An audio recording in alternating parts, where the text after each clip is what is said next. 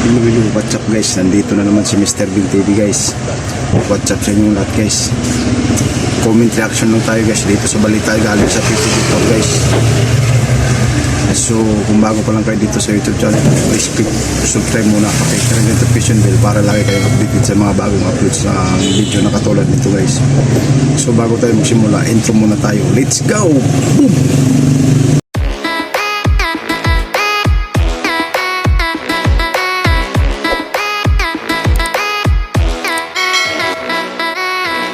Bilang tugon sa naitatanging pagsipa ng presyo ng bigas sa merkado, nag-inspeksyon na ang mga kongresista sa ilang bodega ng bigas sa Balagtas, Bulacan.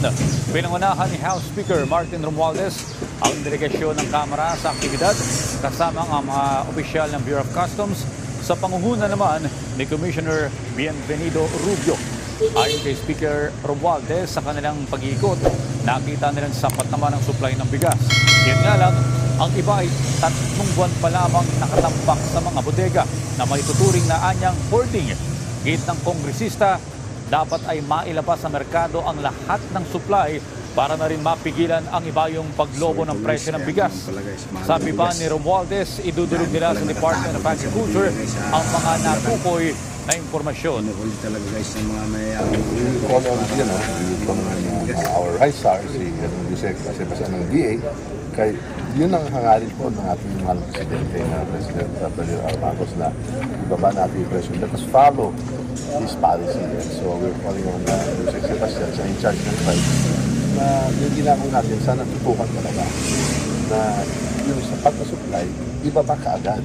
Kaya yung karami ng supply dito, aabot na ng 3 months eh. So technically, that's hoarding. At yung sinasabi din natin na ibaba para ipaasa na yung saving sa consumer. So yun guys, napanood na natin yung reaction videos natin ni balita galing sa PTV4. Kaya naman pala guys, nagmahal yung bigas dahil tinatago talaga ng mga malalaking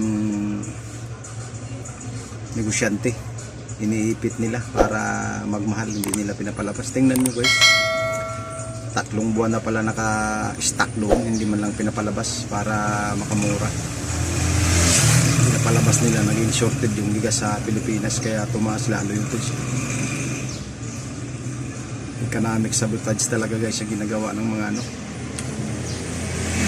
negosyante. Hinuhold nila para kunwari na shorted yung bigas natin, yung pala naka-imbak lang doon sa bodega nila. So dapat guys, huwag palampasin to ng Kongreso. Kailangan imbestigahan to kung bakit tinuhol nila ng hanggang 3 buwan yung bigas. Dapat hindi ganun dahil imported na bigas yan. Delikado tumagal yan sa bodega guys, baka mamaya may sira, karoon ng mga epekto yung bigas. So anong masasabi nyo guys dito sa balita galing sa PTV4? Please comment down below guys para reaksyonan natin yung balita galing sa PTV4 na maraming nagtatago ng mga bigas, sinuhold nila, kaya naman pala ang taas ng presyo ng bigas natin dahil hindi nila inilabas sa merkado guys, kaya nagkaganon. Walang iya talaga guys itong mga negosyante. Sinasabotahin nila talaga yung natin, gobyerno. Pinapalabas nila na shortage yung bigas kaya nagtaasan ngayon. Kailangan talaga guys mapanagot tong may-ari ng warehouse na to. Dapat ilabas na yan, ibenta na yan, o di kaya ibenta sa Kadiwa store guys. So yun lang muna guys ang update natin ngayong araw na to, araw ng Biyernes. Isa na ng FIFA World Cup mamaya. So don't forget to subscribe, like, hit notification bell para lagi kayong updated sa mga reaction videos natin. Hanggang dito na lang guys, bye bye, hasta la vista baby, boom.